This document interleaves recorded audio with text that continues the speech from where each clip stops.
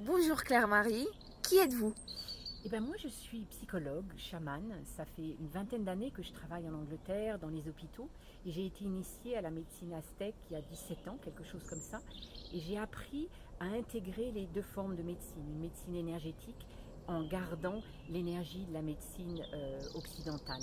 Et je crois que ma destinée, c'est d'essayer de continuer à faire ce pont entre les deux formes de regard.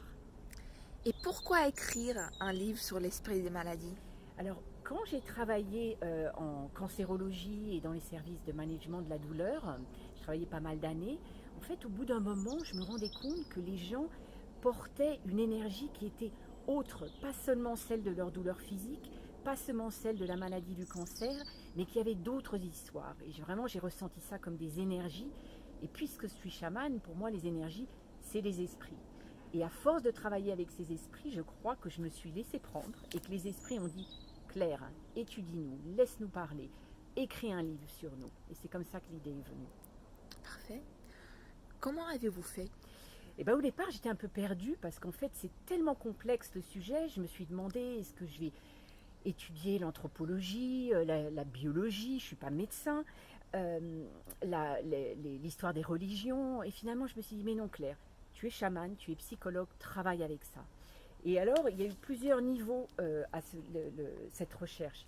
J'ai interviewé des patients, des collègues, je les appelle des collègues, des gens qui avaient envie d'ouvrir leurs histoires au monde. On a parlé de leur maladie et on est rentré en état de conscience altéré avec mon tambour pour aller questionner la maladie. Et puis, comme j'étais encore un peu perdue, mais qui peut m'aider, qui peut me guider? J'avais pas de maître pour faire cette recherche. Et bien en fait, c'est le dieu de la médecine grecque, Asclépios, qui est venu à mon aide. Et un petit peu en rêve, dans la littérature, qui m'a dit, mais Claire, dans le passé, on guérissait par le rêve. Les gens venaient me voir, ils priaient dans mes temples. Et donc je suis partie en Grèce, j'ai travaillé avec ce dieu-là. Et de la Grèce, j'ai été appelée à aller au Népal pour étudier la tradition énergétique bouddhiste qui a touché ma pratique. Et donc en fait, le livre c'est presque et à deux niveaux en fait. Il y a un niveau, on peut dire, c'est de l'anthropologie médicale où je raconte des histoires et je questionne la maladie dans nos cultures, dans les cultures. Et puis avec les années, parce que ça fait 6 ans que je travaille, les esprits se sont vraiment adressés à moi. Donc il y a aussi une perle de regard qui est en parallèle de cette histoire où c'est vraiment où je canalise les esprits des maladies. Et c'est ça ce livre. Merci. Pouvez-nous donner des exemples? Des exemples. Alors je vais essayer d'être brève parce que j'en ai des tonnes dans ma tête. Donc le premier exemple, j'ai envie de parler du cancer, qui est l'empereur des maladies, quelquefois on l'appelle comme ça. Quand par exemple les gens sont diagnostiqués du cancer, on leur dit bon, vous avez le cancer, ils repartent et quelque chose, et la peur arrive, la peur de mourir, là. Eh bien, si on crée des services pour accueillir cette peur, pour questionner c'est quoi, pourquoi le cancer est venu dans leur vie, déjà ça équilibrait. On va vous soigner avec le corps et on va écouter votre âme. Quand les gens, au bout de 5-6 ans, par exemple, sont guéris du cancer, la médecine occidentale dit « Ciao les copains, vous êtes guéris ». Et bien, quelquefois, je ne sais pas si vous vous rendez compte, les gens disent « c'est le moment le pire de ma vie ». Parce qu'en fait, ils n'ont plus le cancer physiquement, mais ils restent avec l'esprit du cancer.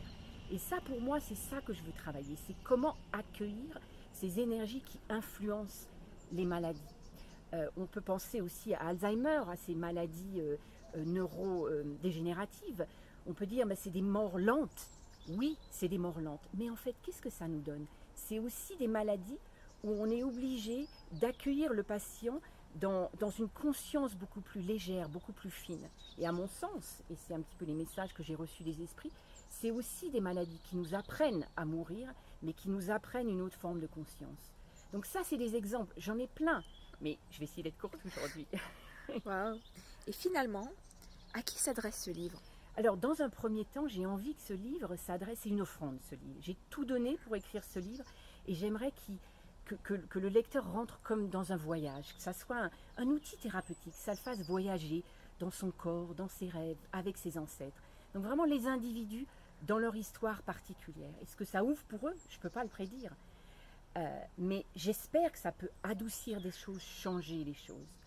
Et puis en parallèle, vraiment j'ai envie que ce livre s'adresse aussi à des professionnels et pour honorer les professionnels du cancer, de la fibromyalgie, de l'alcoolologie, des directeurs d'EHPAD, enfin j'en passe, et je ne peux pas tous les nommer, mais pour que leur science, ce à quoi ils ont dévolu leur vie depuis des années, soit peut-être enrichi par quelque chose d'un peu nouveau, où on se dise, mais pourquoi pas aller ensemble écouter l'esprit du cancer?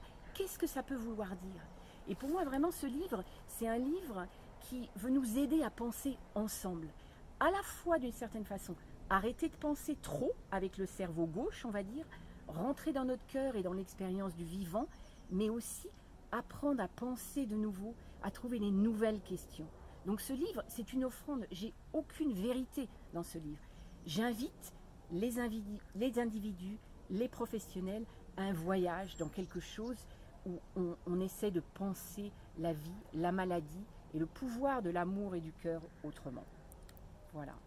Parfait, merci Claire. C'est moi qui vous remercie.